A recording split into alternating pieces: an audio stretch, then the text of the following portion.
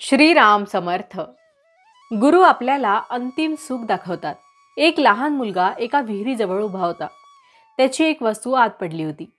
ती काढण्यासाठी मी आत उडी मारतो असे तो म्हणू लागला.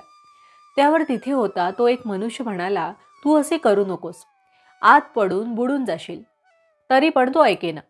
एवढ्यात त्याचा बाप तिथे आला. त्यानेही मुलाला पुष्कळ सांगून पाहिले, पण तो ऐकेना. मग त्या मुलाला बापाने धाक दाखवून आणि मार देऊन घरात नेले. आता मुलाला मारले म्हणून तुम्ही बापाला दोष द्याल का? एकुलता एक मुलगा नवस करून झालेला, त्याला जाऊ दिले असते तर काय झाले असते असे म्हणाल का? नाही ना. तर मग गुरु तरी काय करीत असतो? आपण विषय मागत असतो आणि ते दिले तर आपण त्यात बुडून मरू हे त्याला माहीत असते. म्हणूनच तो आपल्याला त्यातून वाचवण्यासाठी 4 गोष्टी सांगून पाहतो. आपण तेही न ऐकले तर तो आपत्ती वगैरे आणून धाक दाखवतो. आपण त्याबद्दल रडत असलो तरी तो आपल्याला त्यातून वर ओढीतच असतो. आपण तर चांगले शिकले सवरलेले त्या मुलाप्रमाणे अज्ञान नसून चांगले वयस्कर तरी सुद्धा आपल्याला विषयात उडी घ्यावीशी वाटते. गुरूंनी सांगितले लग्न करू नकोस, तर आपण लग्न कधी होईल म्हणून त्याच्या पाठीस लागत असतो.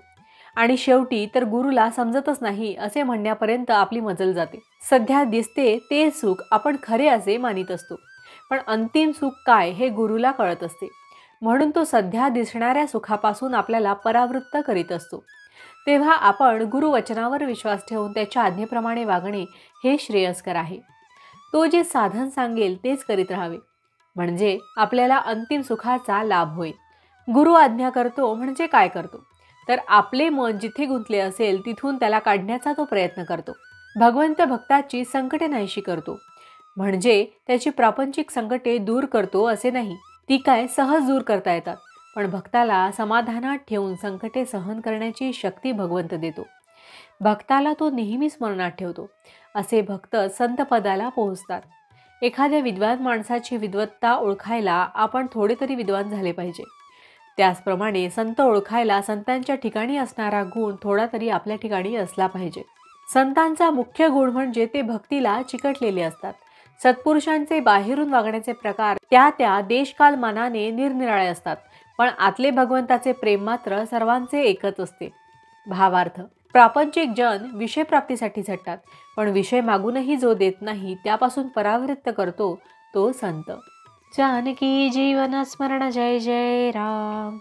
महारुद्र हनुमान की जय. समर्थ रामदास स्वामी महाराज की जय. सब संतन की जय. श्री अनंत कोटि ब्रह्मांड नायक राजाधिराज सच्चिदानंद सद्गुरु श्री ब्रह्म चैतन्य महाराज की जय. जय जय रघुवीर समर्थ.